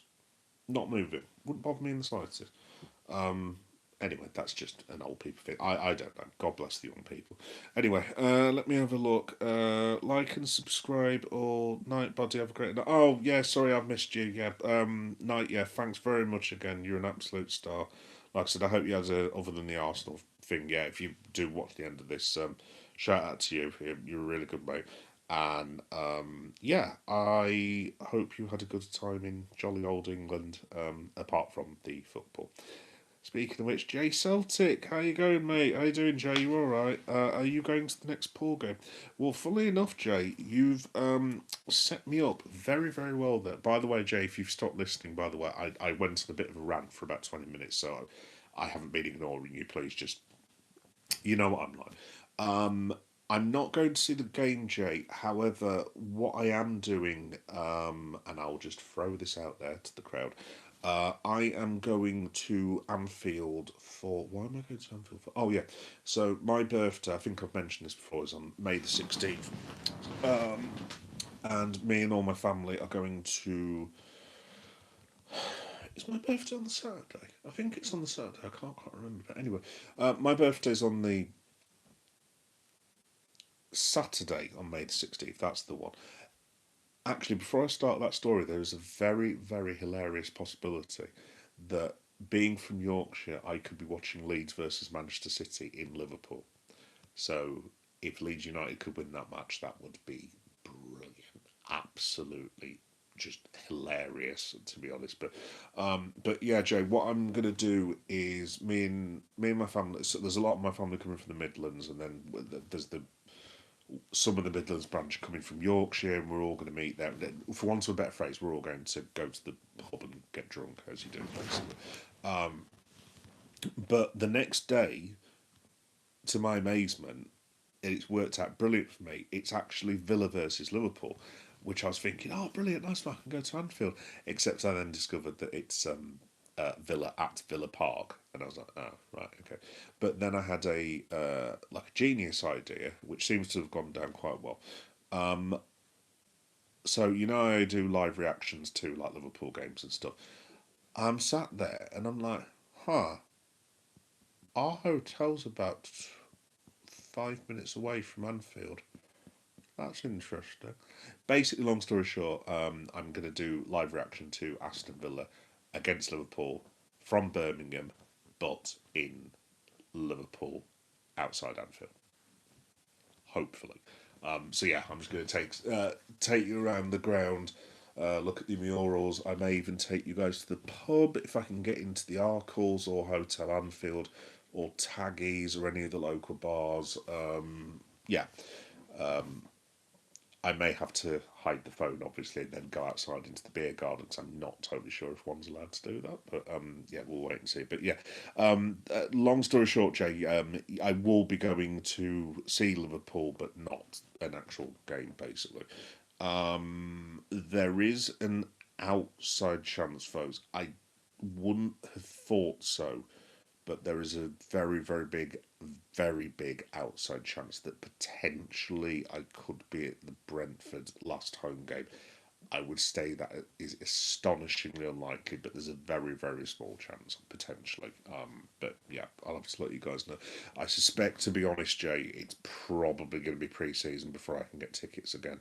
I really enjoyed the double header at the start of the season because obviously that was the first home game after Diogo had obviously passed away, and it was great to just pay respect to him and everything. But like leaving that side, we played Athletic Bilbao, and you basically got to watch two football matches. Now obviously they're friendlies, obviously it goes without saying, but like I think the ticket cost me something. It was about 16 quid or something like that. And bearing in mind this is like Florian Wirtz and Mo Salah and people like that. I'm like, look, I mean, I know it's a friendly, but I mean, what 5 hours worth of entertainment for what 16 quid at Anfield? I mean, again, I take the point it's friendly, but like beggars can't be choosers.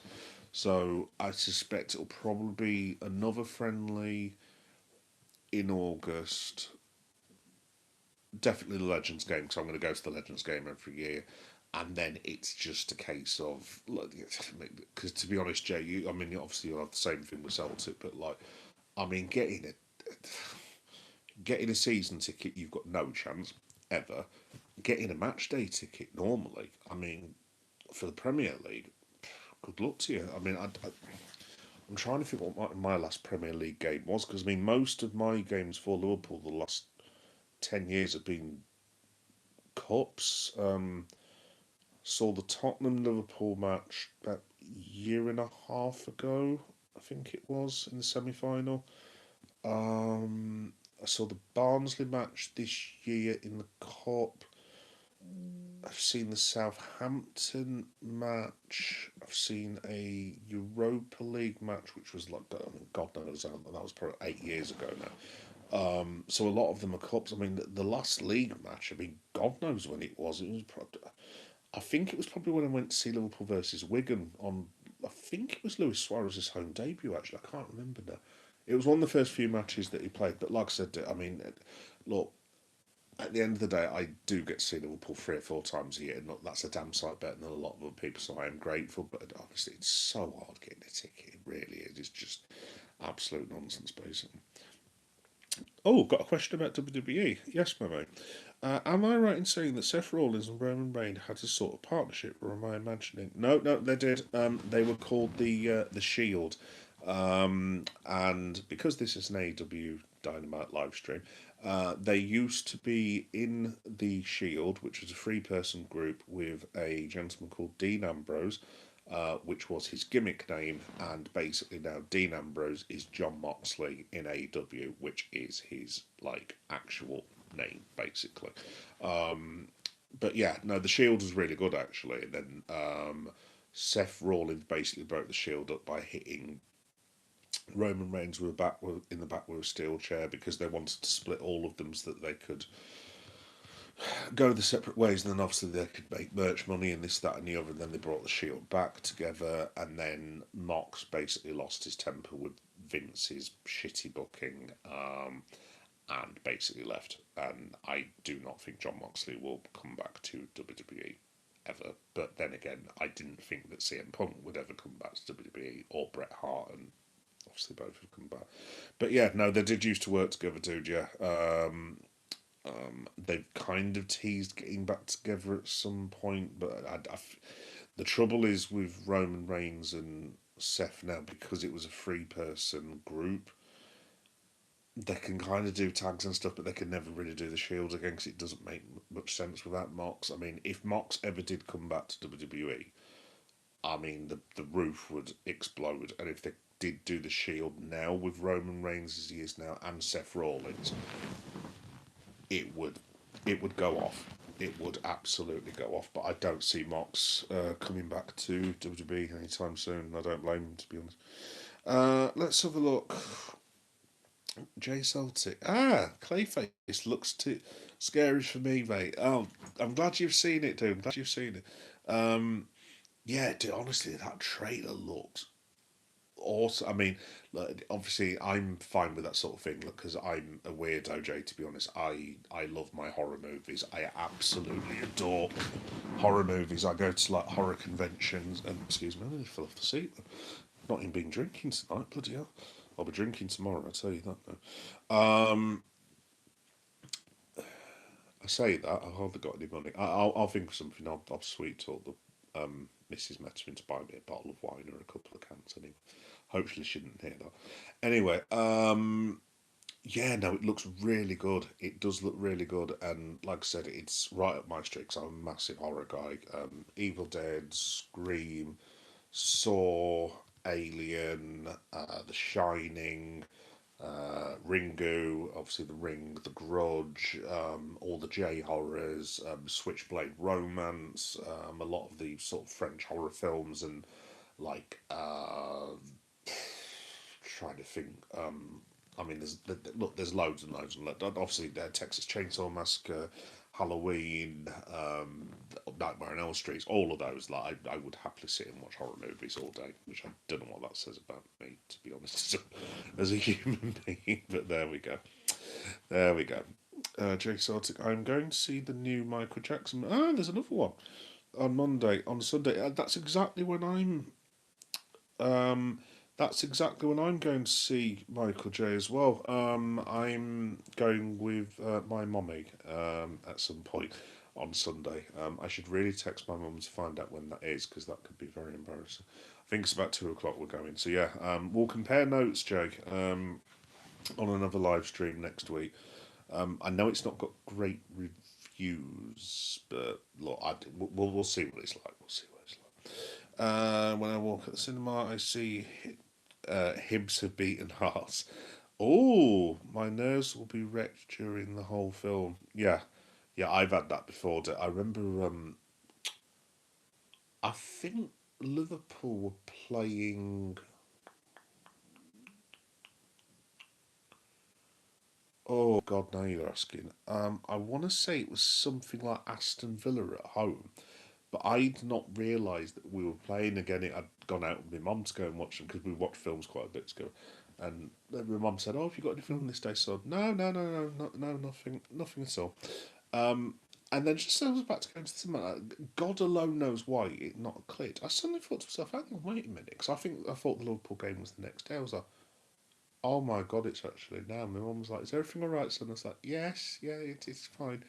Um, so yeah, I spent most of the match literally like, "Don't look at your phone, don't look at your phone, don't look at your phone." I literally, because my mum has to use a wheelchair on the occasion because she has arthritis and stuff. Honestly, you've never seen a bloke run out so quickly with a poor woman on the wheelchair. She was just like, "Son, can we keep it down?" I was just like, "I've been waiting to see the score for 3 hours," and I was like, "You can get in, we've won." I remember once as well, actually, funnily enough, went to go and see Avengers Infinity War, which, did you know, by the way, that the first one was 8 years ago? Someone told me the other day. I was just like, "You've got to be kidding me." Then I did the math in my head, as the Americans would say, and I'm just like, you have got to be shitting me. That cannot be right, surely. Anyway, and what was I trying to say? Oh, yeah, so the Avengers Infinity War basically was on at the same time that Liverpool were playing Huddersfield Town, but it was when we were going for the title and Huddersfield were going to be relegated with, like, I don't know, 10 points, something like that. And I was like, I think the boys might have this, to be fair. And yes, I think we were like something like 4-0 up in about half an hour because I went outside to go and just check quick. And it was like, right, good. I can enjoy the rest of the film now, basically. Let's have a look. Be really good if they came back in a surprise match and then the other guy in a new trio gets sneak attacked from behind by Dean Ambrose. Don't even know if that's possible. Probably nonsense. It is possible, Jay. It is possible. It's just the fact that obviously Dean Ambrose, who's now John Moxley, because obviously this stream was meant to be all about AEW, but as per usual, I end up like, if I do a Liverpool stream, I'll end up talking about bloody Black Sabbath or something like that for about 1,000,000 hours or some daft like that. But yeah, basically the thing is, Dean Ambrose, his real life name is John Moxley, so he's known as John Moxley in AEW. That's where he's based at the minute, basically. So he's under contract, so he can't, because AEW and WWE do not work with each other. There's a lot of heat there, to use wrestling parlance, and yeah, it would take him leaving now and coming back to WWE, but I mean, it depends also as well. Obviously, Roman's only young-ish, but he is. I want to say Roman's about 42. Seth Rollins is probably 39. I mean, they've still got plenty of gas in the tank, but I mean, Rawlins is getting into films now. Obviously, Roman's done a couple, I think. He's in the Street Fighter films. You'd imagine that's going to be his next thing. I mean, maybe he's going to end up being the next John Cena after Cena became the next Rock or something. I don't know, but the point is, obviously, Mox is about 38 now as well, so they're all right for a bit if they want to combine at some point and get Mox back into WWE, but obviously they are now running out of time. But yeah, we'll have to wait and see, Dave. We'll have to wait and see. Let's have a look. And then Ambrose joins Rollins, Reigns, they defeat the trio. And they're fighting. It's the official reunion of the Shield. I like it. I like it, mate. I do like it. Yep, 8 years ago. What? Time since the pandemic has gone really good. Thank you, Jay. I say that all the time. I thought time was going quickly when I had my lad. But, well, 13 years because he's nearly 13 now. And they always say, like, oh, when you've got kids, your life goes quick, and you're like, oh, mum, whatever. And no, it's legitimately true. So it was going fast then, but like since the pandemic, I don't know what's happened to like time, but it's like someone's hit time up the arse with a banjo, and it's gone all whoa, whoa, whoa. And yeah, I mean it. I was saying this to one of the lads the other day, the boozer. I haven't got over 2024 yet. I mean, how the we in 2026? It's just like, what is going on? And even that's nearly halfway over as well. I don't know. It's just ridiculous. Absolutely ridiculous. Yeah. Sometimes I wish there was a pause button. like that thing that Quicksilver did in one of the X-Men's movies, and when he goes faster than the speed of light, and you could just pause everyone. It would just be brilliant if you could just do that sometime. Do you know that was one of the only good things? I'm not going to say good because COVID was horrendous for our family, and not as bad as other people's by any stretch of the imagination. But I, like most people, I couldn't see me mum or my brother and this, that, and the other, and yeah, it was bloody awful. But the only thing that I would miss about that god awful time period, as someone who worked through it, was going to work. Funnily enough, it's an experience I'll never forget. Um, it was like the scene out of 28 Days Later when Cillian Murphy's character gets out of the hospital. Um, and I walked all the way from my house in South Leeds all the way to where I work. And it's a good hour, and it was at the point where they weren't doing buses or anything. I was just like, that is fine. I do not want to be on. I don't want to be in a bus with anyone at all, be anywhere near anyone.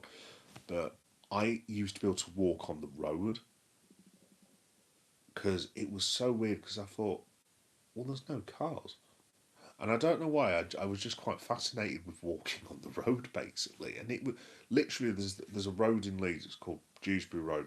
Absolutely massive, massive road leads all the way into town. No pun intended. And I walked all the way down it. This is literally down a dual carriageway, and I'm just like, this is creepy AF. But in a really sick way, it's also slightly cool.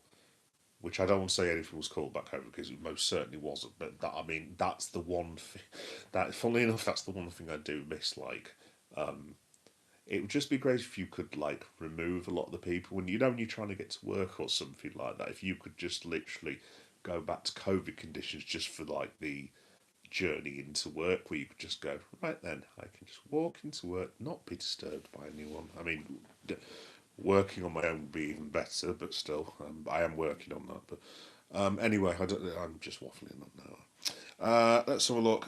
Is AEW just another wrestling company like WWE? Yes, it is. Yeah, yeah. So that's the thing that I'm supposed to be talking about basically, Jay, tonight. But like as you know, my live streams, I just talk about basically. I give myself a heading, like I don't know, Liverpool live reaction, then it just turns into some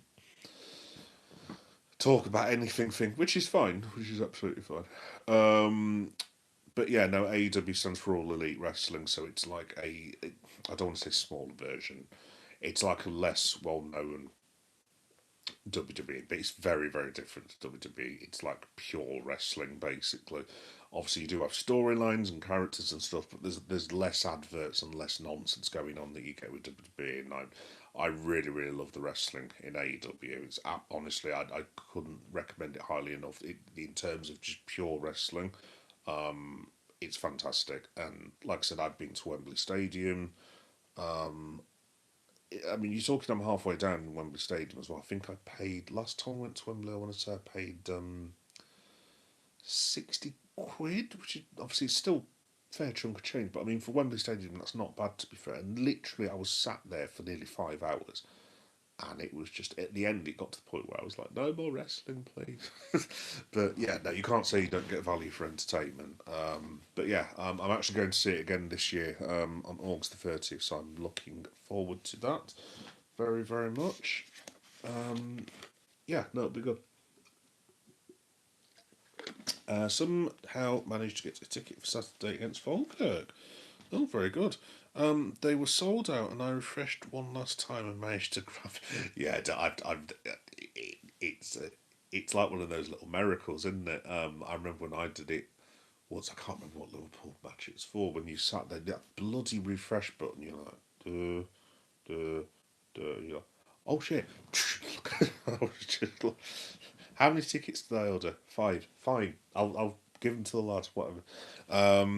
But yeah, no, I hope you have a good time, Jay. I hope you have a good time on Saturday. Sounds like you've got a good weekend. Probably slightly better than my weekend because I'm broke and have no money to do anything. But hey ho, never mind. I'm sure I can find something to do with the lad or something like that. I'll probably just stay in and watch football all weekend, to be honest. Literally feels like yesterday we were in January and next week is May. Yeah, I know, Jay. I don't know what that. Like I said, don't know where the hell everything's gone. I have absolutely no idea, but it's just, yeah, it's just completely insane, absolutely insane. Do you prefer WWE now or 10 or so years ago? Obviously now they have more influence, like your Speed, KSI, but back then it seemed a little more organic. What's your thoughts? I I know what you mean, Jack. I probably prefer WWE now purely for the fact that it's a lot more. It focuses on a lot more people because a lot about 10 years ago, literally, it was Cena and no one else. And obviously, I respect Cena a lot more now than I did at the time. But it was just having this shoved down our throats, and then they tried to do the same with Roman Reigns and so on and so forth. I prefer it a lot more now because it's a lot more. There's a lot more characters and a lot more storylines and so on and so forth.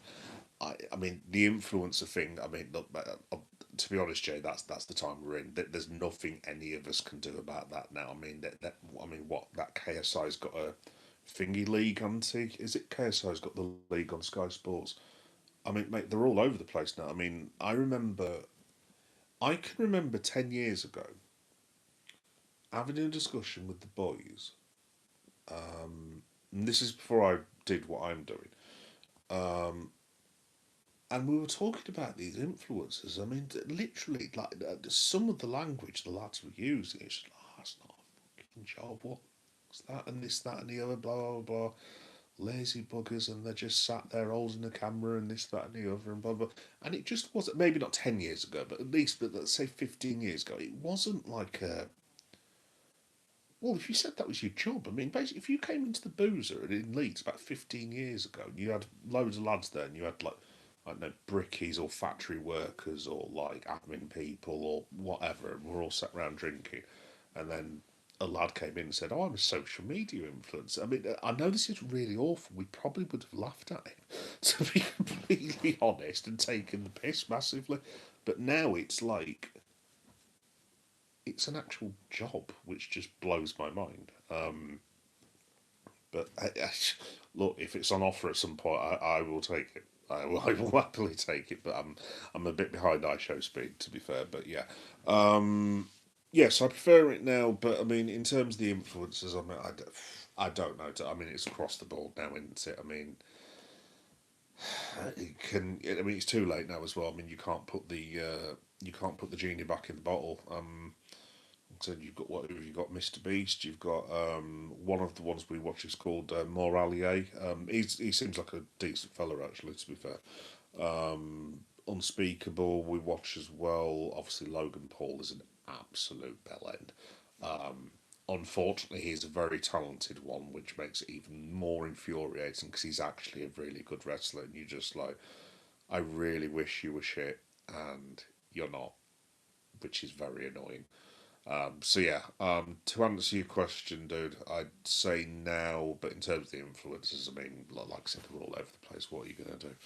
Did Cena or The Rock ever fight Roman Reigns or Rawlins? Yes, Cena definitely fought Reigns. Did Cena fight Raw? I think he fought Rawlins. I want to say it wasn't a very long feud.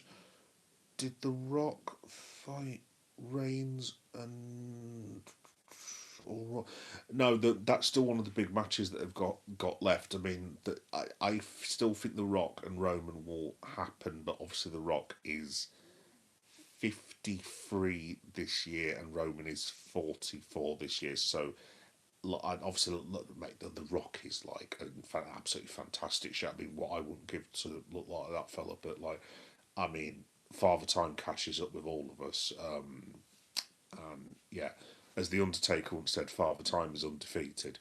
So like, if they're gonna do Roman versus Rock, it's gonna have to be as a matter of some urgency. Put it that way. Rock did kind of wrestle Seth Rollins. They had a couple of WrestleManias ago. It was Seth Rollins, Cody Rhodes versus Roman Reigns and The Rock. So technically, yes, but not in a one-to-one match, basically. Baller League, that's the one. That's the one. Yeah. Shout out to the Ball League. Actually, they did a tribute to Diogo the other day, which was they brought his shirt out, I think, and I think they might have retired his shirt, or something like that, at the ground that they use, or something like that. So, on that, fair play to him. To be fair, he even partly owns Dagenham and Redbridge. Ever seen it? Yes, I heard about that. Yeah, yeah. I mean, it's just like that. Like KSI was just some lad who I first heard about in a boxing match who was like pissing about on his phone or something like that about 12, 13 years ago. And I was like, what is this? And yeah, now he's presenting bloody American X Factor or whatever it is. And it's like, what is going on? I mean, to be honest, Jay, a lot of this happened. Me and my missus had our son about 13 years ago, right? And the phones were starting to become a thing, but they weren't a thing, if you see what I mean. Like, there were still people scrolling through the phones because me and the lads used to sit there drinking. Basically, there was, I don't know, there was about, there used to be a group of us, about 20 or so, and there was lads who were about 26, 27. I was in that age bracket, but then we had five or six like younger lads and younger girls. There was about 20 of us all used to hang out, and the younger ones were like I don't know 19, 20, and they were constantly on the phones during the football. And I don't know, it used to really annoy me. I mean, obviously I'm on the phone all the time now watching the footy, but there was one day literally like every single time someone scored a goal, they'd all just go, and this went on and on for weeks and weeks and weeks. And in fact, I think it was an Arsenal goal, something like that, and they were literally like that, and I was like, "Hold on, stop, lads." I was like, "Yes, Leon, what are you doing?" And they were like, "We're on our phones."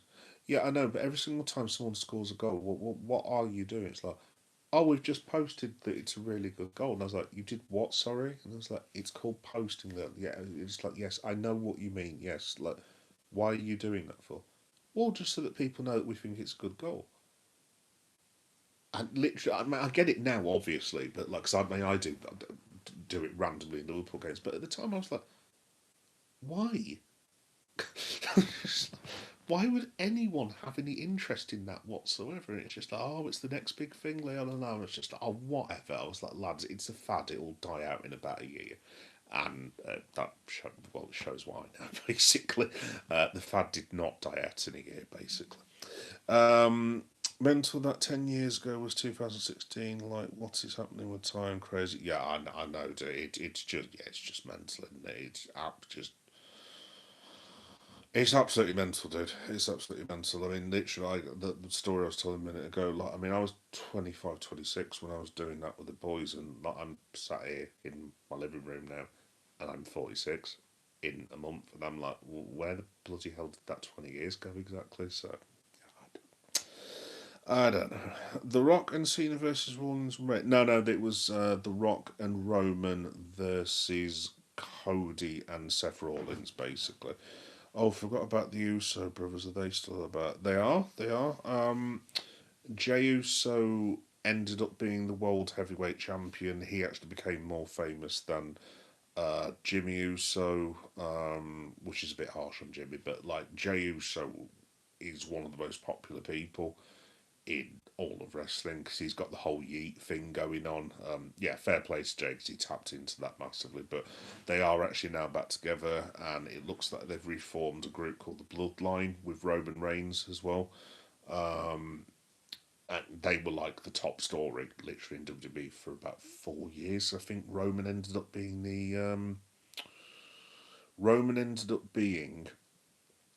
um, champ for 3.5, 4 years, I think, or something like that. It was a long, long time, which sounds like a ridiculous amount of time, but like it kind of worked with what they were trying to do. But even that got a bit tiresome after a while because it's just like 4 years is far too long. Like 2 years I can live with, 4 years, too long. Am I right in saying Brock Lesnar was quite good at one point? He was very, very good, Jay. He actually retired the other day at WrestleMania. He took his gloves off in the ring and took his boots off, which is like the sign when wrestlers tell you that they're retiring, and it was like, whoa. And that was again what we were saying about time a minute ago, dude. I was like, why is Brock Lesnar retiring? He just started wrestling a minute ago. Then all of a sudden I was like, oh, that was in 2002. And I keep thinking 2002 was about 10 years ago, and it wasn't, was it? It was nearly 24 years ago. And it's like, how could 2002 be 24 years ago? Honestly, it's just completely ridiculous. But yeah, no, Brock Lesnar's one of the best professional wrestlers of all time, and obviously one of the best fighters of all time, despite what anyone says. People say, no, like, dude, as far as like I said, if you're a UFC champion at any weight class, you are a good fighter. And anyone that tells you any different is an idiot.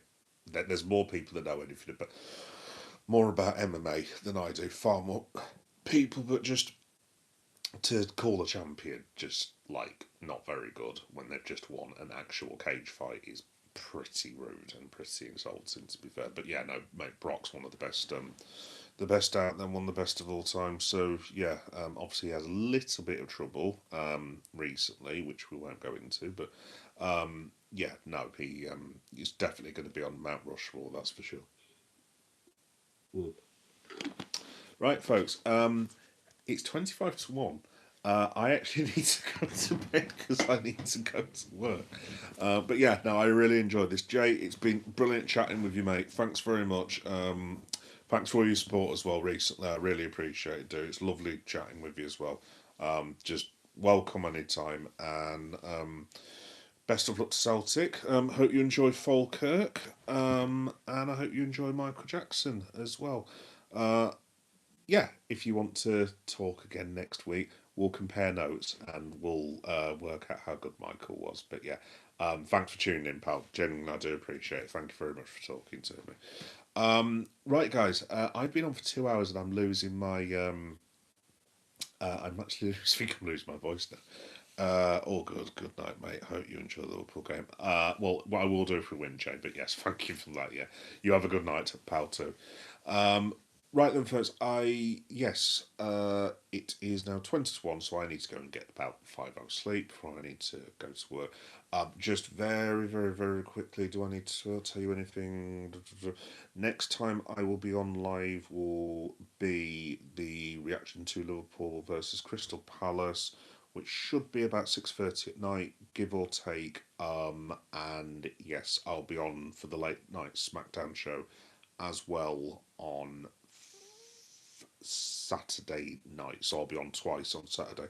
I might be on tomorrow. I'm not sure how tomorrow is going to work at the moment, but if not, I will.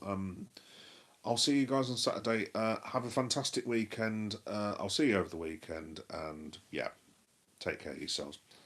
Bye bye.